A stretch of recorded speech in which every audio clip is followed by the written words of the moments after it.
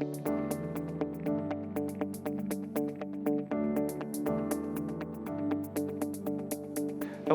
I'm Wade Cruz, National Managing Partner of Advisory Services here at Grant Thornton. Today we're getting into another of our growth series topics, and that is on operations and its role in growth. And today with me I have a couple of my colleagues, Jonathan Eaton and Scott McGurl. Welcome. Thank you, Wade. All right. Thanks for having us. Absolutely. Thanks for being here. Great. Well, let's get into it. So let's talk a little bit about operating model design. And that, the impact on growth, the impact, considerations when doing a deal. What should companies be thinking about at a high level there?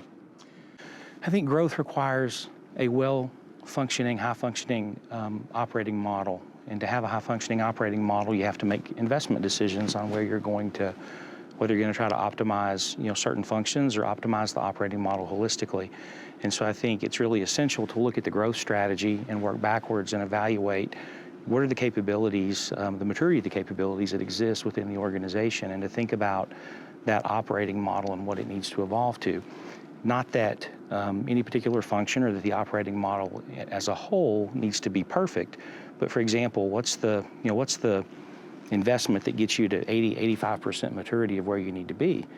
Because typically that would, maybe that's 30-40% of what you would spend versus if you spent 100% of the dollars to truly optimize and make something perfect or as close to perfect as possible. So I think it's essential to think about how do you get it to the point that will contribute to growth. So I think that's the first thing. And then I believe sustainability and scalability are also essential.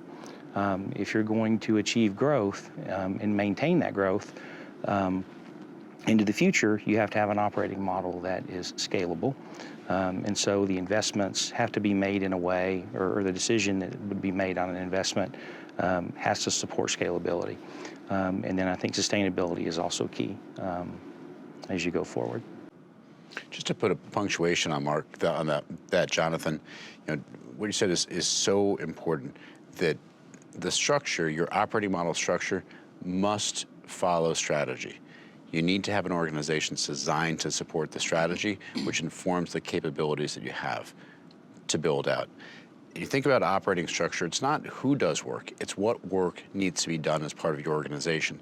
As you think through the overall organization that you have and how you're going to bring together multiple assets into an integrated platform, you need to think about where work is going to be done.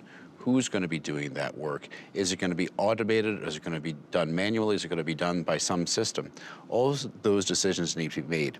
If you think about this within a deal construct, an effective operating model can be a catalyst, an engine for growth.